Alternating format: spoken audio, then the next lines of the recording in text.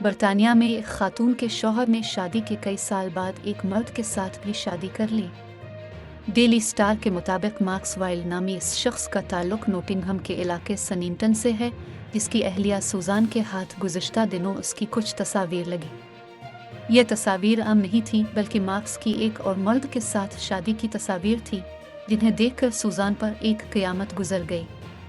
سوزان نے یہ انکشاف ہونے پر مارکس وائلڈ سے اس حوالے سے پوچھ گچھ کی تو اس نے اعتراف کر لیا کہ سوزان کا شوہر ہوتے ہوئے اس نے ایک مرد کے ساتھ شادی کی۔ مارکس نے اعتراف کیا کہ وہ ہم جنس پرست ہے اور اس کی ہم جنس پرستی کی شادی تاحال قائم ہے۔ غلیفسین نے یہ شادی نوٹنگہم کونسل ہاؤس میں کی تھی۔